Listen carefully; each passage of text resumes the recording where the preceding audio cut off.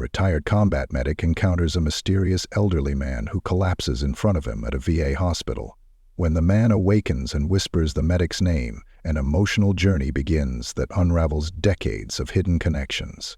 How will this incredible encounter redefine their lives and inspire an entire community? Don't forget to subscribe, share your thoughts, and let us know where you're watching from as we honor this unforgettable story. David Carter adjusted the strap of his messenger bag, the familiar creak of worn leather grounding him as he stepped into the VA hospital lobby. The automatic doors hissed shut behind him, muffling the hum of traffic outside. Inside, the world was quieter, but far from silent. Wheelchairs rolled softly across polished floors, the occasional scrape of a metal cane punctuating conversations in low voices. The smell of antiseptic and freshly brewed coffee mingled in the air, a mix that David had grown to associate with these visits. David wasn't just a volunteer here, he was part of the fabric of this place. Known for his calm demeanor and steady hands, he had become a lifeline for many veterans who frequented the hospital. Despite being retired, the instincts he'd honed as a combat medic during the Vietnam War hadn't dulled. He still recognized the stiffness in a man's gait that hinted at a prosthetic limb, or the hollow look in someone's eyes that spoke of battles far removed from the physical ones. Today he moved with purpose, carrying a clipboard and a thermos of coffee, his silent companions during hours spent assisting veterans with paperwork, sitting with them during their treatments, or simply listening. David paused at the reception desk, exchanging a warm nod with Mary, the receptionist. "Morning, Mary," he said. "Morning, David," she replied, her smile genuine. "Got a full schedule today?" "Same as always," he replied with a wink, before heading toward the waiting area. There, rows of veterans sat, each carrying their own stories etched into their faces. David's eyes drifted over the room, unconsciously cataloging needs. A man in his 40s cradled a bandaged arm, a younger woman wearing fatigues tapped her prosthetic leg nervously, and an older man adjusted his oxygen tank with hands that trembled slightly. "David," a voice called from behind. He turned to see Dr. Ruiz, a young physician who always seemed to have a question. David nodded, stepping aside to discuss the chart Ruiz held out. Their conversation was brief, but punctuated with trust. David's experience lent insights that even the best medical textbooks couldn't match. As Ruiz moved on, David took a seat near the waiting area, where his presence alone seemed to bring a sense of calm. He unscrewed the lid of his thermos and poured a small cup of coffee, the rich aroma rising with the steam. Little did he know, this ordinary morning was the last moment of normalcy, before his past would come rushing back in the most unexpected way. The sterile hum of the hospital around him began to fade as David Carter's mind wandered back to memories he rarely revisited. The VA was full of reminders, a fleeting smell, a way someone carried themselves, that tugged at the frayed edges of his past. It didn't take much to bring him back to the jungles of Vietnam, where every sound could mean danger and every moment could be someone's last. It was 1968. David, then barely 21, had been thrust into the role of a combat medic, a responsibility that felt impossibly heavy, yet unmistakably vital. The thick humidity of the jungle clung to him as he darted from one injured soldier to the next. The air was alive with the sharp cracks of gunfire, the hiss of incoming mortars, and the anguished cries of men calling for their mothers, their friends. "Medic, over here!" the voice had shouted through the chaos. David had run without hesitation, his med kit bouncing against his hip. There had been a young soldier, no older than himself, lying in the mud with blood soaking through his shirt. David had dropped to his knees, tearing the shirt open to reveal the wound. It was a deep gash in the man's side, dangerously close to vital organs. He had worked quickly, hands steady, despite the adrenaline coursing through him. "You're going to be fine," he'd said, his voice calm and firm. "Just keep looking at me." That phrase became his mantra during the war. It wasn't just about keeping the injured focused. It was about keeping himself grounded. No matter how many bodies he patched up or how many he couldn't save, those words were his anchor. But the truth was, not all faces stayed with him. Some blurred over time, and some he fought to forget. Back in the present, David rubbed his temple as if to shake the memory loose. It wasn't the pain of loss that haunted him most. It was the question of whether his actions had truly mattered. He had been one medic in one war, one drop in an ocean of chaos. Did his efforts make a difference, or were they swallowed by the enormity of it all? Mary's voice jolted him back to the moment.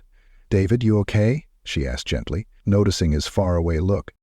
"Yeah, just thinking," he replied with a faint smile. "All," she nodded knowingly. "We all do, don't we?"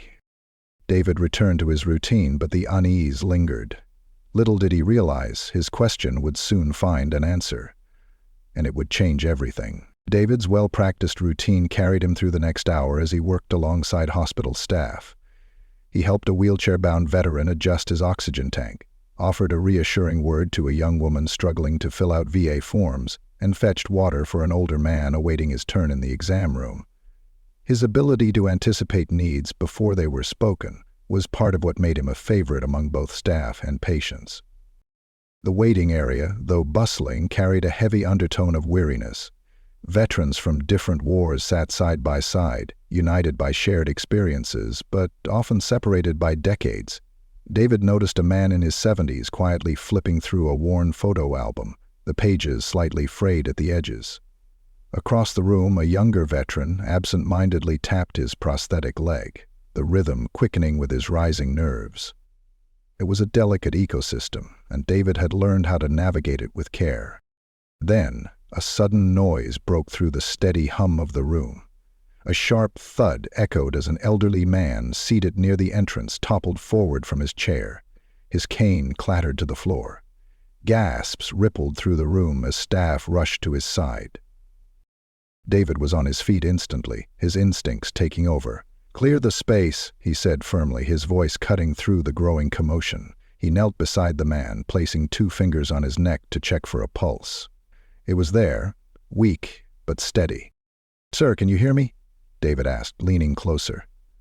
The man's eyelids fluttered open, his breathing labored but improving. A nurse handed David a portable blood pressure cuff, which he expertly secured around the man's arm. The man's gaze sharpened slightly as he focused on David. Then, to everyone's shock, he rasped, "David? Carter?" David froze for a moment, his mind racing. The name wasn't on the man's chart, he was certain of that. "Do I know you?" David asked, his voice calm but tinged with curiosity. The man's lips curved into the faintest smile. "You saved me," he whispered before his strength gave out, and his eyes closed again. The weight of those words hung in the air as the staff lifted the man onto a gurney, wheeling him toward the emergency room. David stood there, his hand still gripping the fallen cane, his thoughts a whirlwind of confusion and unease. Who was this man, and how did he know David's name? David sat in the staff lounge, the man's faint words echoing in his mind. "You saved me." He turned the cane over in his hands, the cool wood a grounding presence. It wasn't unusual for patients to recognize him at the hospital.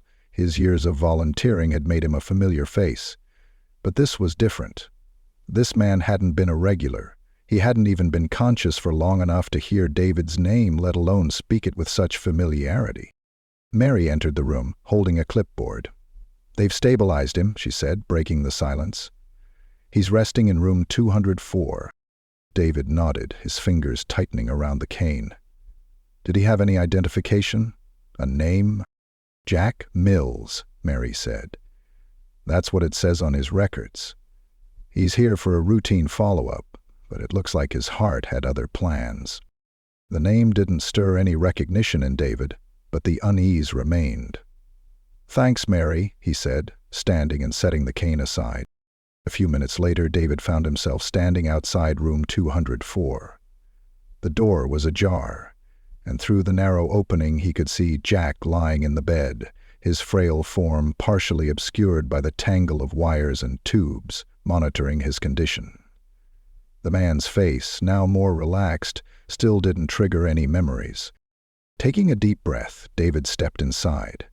The faint beeping of the heart monitor filled the quiet space. Jack's eyes fluttered open as David approached, and for a moment the older man looked disoriented. But then recognition returned, and with it, a faint, almost triumphant smile. "You came," Jack rasped, his voice weak but steady. David pulled a chair close to the bed and sat down. "I did, but I need to ask, how do you know me?" Jack exhaled slowly, gathering his thoughts. "It was a long time ago," he began. "Vietnam, 1968. David stiffened slightly. The year alone was enough to reignite memories he often worked to suppress. "Go on," he urged. Jack's gaze turned distant, his voice gaining a touch of strength as he spoke. "I was a scared kid barely out of basic. My unit was ambushed. I was hit, bleeding bad. Everyone else was gone or dead, and then you showed up. Pulled me out, patched me up, told me I was going to be fine." The words hit David like a punch to the chest.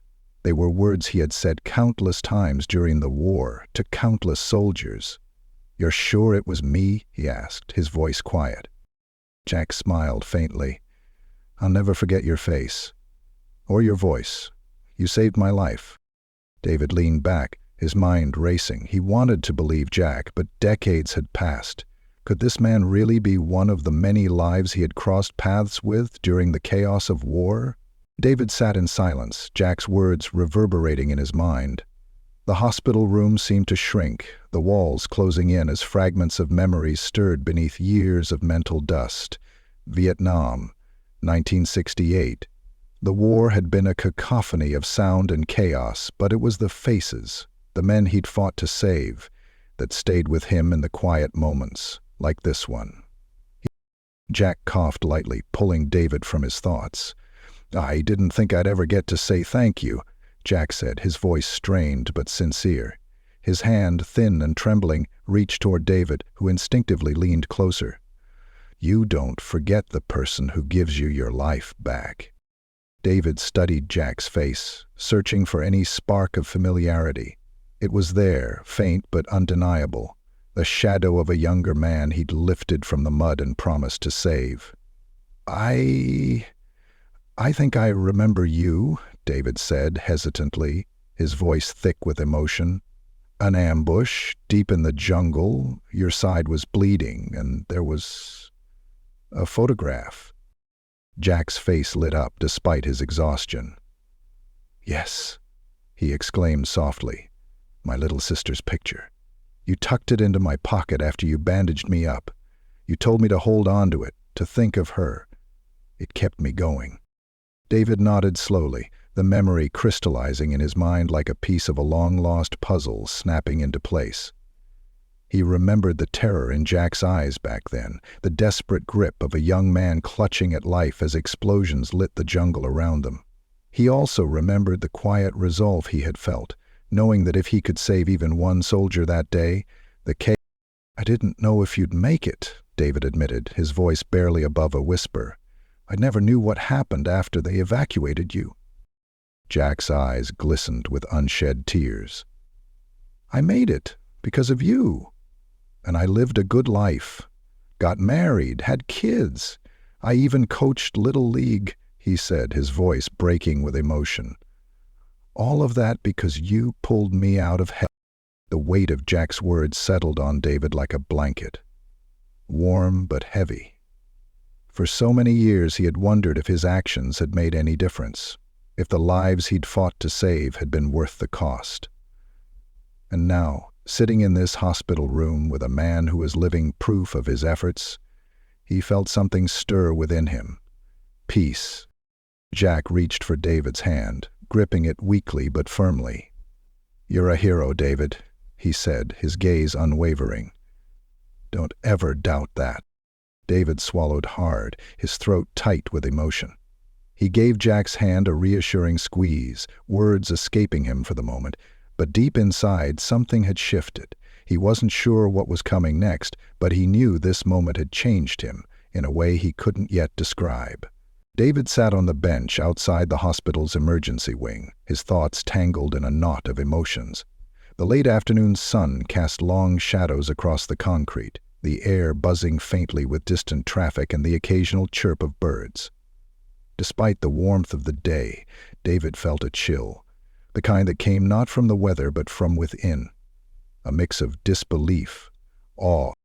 Jack Mill's words kept replaying in his head. "You're a hero, David. Don't ever doubt that." For decades, David had avoided the word hero. It felt too grand, too distant from what he saw himself as. Just a guy trying to survive and do the right thing. But hearing it from Jack, someone whose life he had literally held in his hands, made it harder to dismiss. Mary approached from the hospital doors, holding 2 paper cups of coffee. "Thought you could use this," she said, handing one to David. "You look like you could use something strong." David gave a small smile, accepting the cup. "Thanks, Mary. You're right about that." She sat beside him, the quiet between them settling into something comfortable. After a moment, Mary broke the silence. "I've seen a lot of veterans come through here, heard a lot of stories, but that man in there, Jack, he's different. The way he talked about you, it's like you're some kind of legend." David shook his head, chuckling softly. "Hardly. I was just doing my job. We all. But not everyone gets to see the impact they've had," Mary countered, her tone gentle but firm. "You saved his life, David. That's not something you brush off." David stared into his coffee, the dark liquid rippling slightly in the breeze. "You know, for years I've wondered, did what I did over there matter? Did any of it? You see so much death, so much loss, and it's hard to believe anything good comes out of it." Mary placed a hand on his shoulder. "Maybe you don't get to see it all, but Jack is proof that some of it does. And that matters." The weight of her words sank in as David nodded slowly. Jack Mills wasn't just another patient. He was a living reminder that, even in the darkest of times, small acts of courage could ripple out in ways he'd never imagined.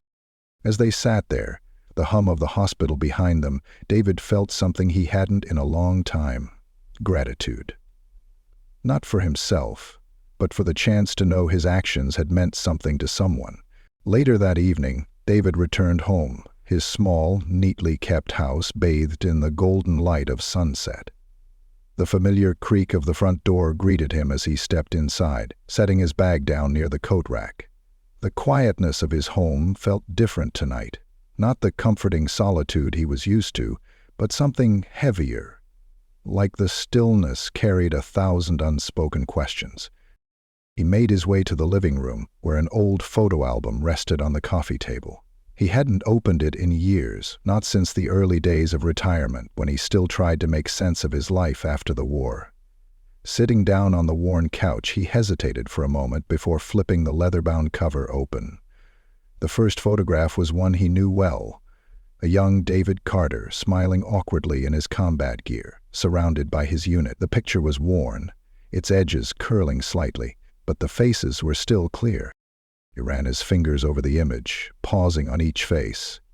He could name every man in the photo even now. But how many were still alive? How many had gone home, built lives, and found peace? And how many had stories that ended in that jungle? Jack Mill's face wasn't in this photo, but David's thoughts lingered on him nonetheless. Jack's words from earlier had sparked a storm of memories. Men he had saved, men he couldn't save, and the countless times he had wondered if his efforts had been enough. He remembered the way Jack had described the ambush, the photograph, and those words. "You are going to be fine." He whispered them aloud, almost testing their weight. How many times had he said them during the war? Did he even believe them back then, or were they just something to fill the silence? A knock on the door startled him, breaking the spell of his thoughts. David frowned, checking his watch. It was late for visitors. When he opened the door, he was surprised to find Dr. Ruiz standing there, looking slightly winded. "Sorry to bother you, David," Ruiz said, holding a small folder. "But Jack Mills asked me to deliver this to you." David took the folder, his brow furrowing in curiosity. "What is it?" He said, "It's something you should have, that it might jog your memory." Ruiz gave a small, encouraging smile before turning to leave. "Good night, David." Closing the door, David returned to the couch and opened the folder. Inside was a single photograph, faded and creased, but unmistakable. It was Jack as a young soldier, sitting in the jungle, holding a small, tattered picture of a young girl. The same girl Jack had mentioned earlier. David stared at it, the past and present colliding in a way that left him breathless. It wasn't just a memory anymore, it was real, and it had found its way back to him. David couldn't take his eyes off the photograph. Jack's young face, smeared with dirt but filled with determination, stared back at him from decades past. In his hands, the photo of his sister seemed almost like a lifeline, something grounding him amidst the chaos of the jungle. David leaned back into the couch, the weight of memory pressing down like a heavy hand. The details of that day began to sharpen in his mind, filling the gaps left by years of distance. He remembered the sound of gunfire crackling through the trees, the acrid smell of smoke mixing with the damp earth, and the way adrenaline had taken over when he'd heard the cries for help. Jack had been bleeding badly, the kind of wound that made other medics hesitate. But David hadn't hesitated. He'd moved on instinct, ignoring the risk, ignoring the danger, focused only on keeping the young soldier alive. He thought back to the moment he'd tucked the photo of Jack's sister into the soldier's shirt pocket. "She's waiting for you back home," he had said, forcing steadiness into his voice. "You're going to see her again, I promise." The promise had been real, even if the certainty behind it hadn't been. At the time, David had no way of knowing if Jack would make it or if they'd both make it out alive. He'd clung to hope because that's all they had in the jungle. Now, decades later, that hope had come full circle. David set the photograph on the table and rubbed his face with both hands. A strange mix of emotions swirled inside him. Pride, relief, and even a tinge of guilt. He thought of the many other men he had tried to save, those who didn't get their photographs or their promises fulfilled. Jack was one of the lucky ones, but for David it brought back the ghosts of those who hadn't been. The ringing of his phone interrupted his thoughts. He hesitated for a moment before answering. It was Mary from the hospital. "David, I thought you'd want to know. Jack's asking for you," she said. Her voice was soft but carried a note of urgency. "He says there's something he needs to tell you." David's grip tightened on the phone. "I'll be there," he said simply, his voice steady despite the storm of emotions within him. As he grabbed his jacket and prepared to head back to the hospital, he glanced at the photograph one last time. It wasn't just a memory anymore. It was a reminder of the lives his actions had touched. And now, Jack Mills had more to share. A piece of the story David wasn't sure he was ready to hear, but knew he couldn't ignore. The hospital was quiet when David arrived, the soft hum of machines and muffled conversations filling the halls. Room 204 was at the far end of the corridor, its door slightly ajar, letting a sliver of warm light spill into the dim hallway. David paused outside for a moment, steadying his breath and his thoughts. He didn't know what Jack wanted to tell him, but something about the man's urgency earlier had left him on edge. Pushing the door open, David found Jack awake, his frail body propped up against a mountain of hospital pillows. His face looked paler than before, but his eyes were sharp and focused. A faint smile tugged at his lips as David stepped in. "You made it," Jack said, his voice raspier than earlier. David pulled a chair to the bedside and sat down, offering a small nod. "You said you had something to tell me." Jack let out a weak chuckle. "Straight to the point, I like that." He took a moment to adjust himself, wincing slightly as he shifted. "David, I've spent years thinking about what happened back there in the jungle. About you." David tilted his head, unsure of where this was going. "What do you mean?" Jack's expression softened, and he reached for the folder on the small table beside his bed. Inside were more photos, older and more faded than the one David had seen earlier. Jack handed him one, a black and white snapshot of a young girl standing next to a much younger version of Jack. "That's my sister, the one in the photo you gave back to me," Jack explained. "Her name was Ellie."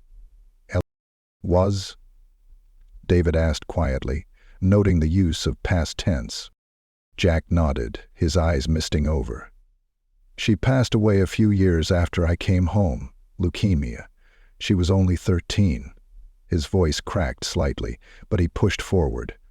"But before she died, she used to tell everyone about how her brother was saved by a hero. She made me promise I'd find you one day." David stared at the photo, the weight of Jack's words pressing down on him. "Jack, I'm so sorry," he said, his voice heavy with emotion. Jack reached out, his hand trembling as it rested on David's. "Don't be. You gave me the chance to see her again, to hold her hand one last time, and because of that, I got to say goodbye." David felt his throat tighten, his eyes stinging with unshed tears. "I didn't know," he managed, his voice barely audible. Jack smiled faintly. "How could you? But now you do, and I need you to understand. What you did that day in the jungle didn't just save my life. It gave my family a chance to heal. It gave us time we wouldn't have had otherwise." David leaned back in his chair, his mind racing.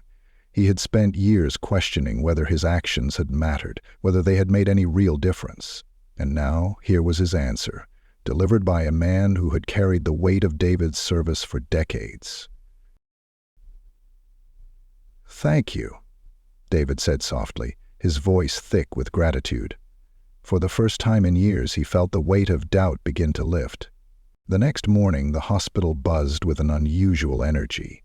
Overnight, a staff member had shared the story of David and Jack Mills on social media.